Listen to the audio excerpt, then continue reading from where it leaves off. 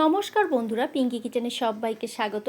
আজ আপনাদের সাথে শেয়ার করব পমফ্রেট মাছের ফ্রাই। তার জন্য এখানে পমফ্রেট মাছ নিয়ে নিয়েছি হলুদ গুঁড়ো, জিরে গুঁড়ো, ধনা গুঁড়ো, কাশ্মীরি লঙ্কার গুঁড়ো আর নিয়েছি গোলমরিচের গুঁড়ো। এবারে সমস্ত উপকরণগুলো দিয়ে খুব ভালো করে মাখিয়ে নিচ্ছি। আর নিয়ে নিয়েছি আদা, রসুন, কাঁচা লঙ্কা বাটা। এবারে খুব ভালো করে হাত দিয়ে এটাকে আমি মাখিয়ে নিচ্ছি। মাখিয়ে নিয়ে ম্যারিনেট করে কিছুক্ষণ 10 থেকে 15 মিনিটের জন্য আমি এটাকে রেখে দিচ্ছি। 10 থেকে 15 মিনিট পর আমি ফিরে আসছি। দেখুন, কড়াই বসিয়ে দিয়েছি। একটা মাছ আমি ভাজতে অলরেডি শুরু করে দিয়েছি, আর একটা আপনাদেরকে আমি দেখাচ্ছি কিভাবে ভাজছি। গ্যাসটা কিন্তু একদম মিডিয়াম আঁচে রেখে মাছগুলোকে ভাজতে হবে। এপিট ওপিট উল্টে পাল্টে সমস্ত মাছগুলো আমি ভেজে নিয়েছি। এইভাবে ফ্রাই করবেন, আর ওপর থেকে একটু ধনেপাতা কুচি ছড়িয়ে দিলে খেতে দুর্দান্ত লাগবে। একবার হলেও রেসিপিটা বানিয়ে দেখবেন, আর যদি ভালো লেগে থাকে বন্ধুবান্ধবদের সঙ্গে শেয়ার এবং সাবস্ক্রাইব করে দেবেন। আজকের মতো তাহলে এইখানেই।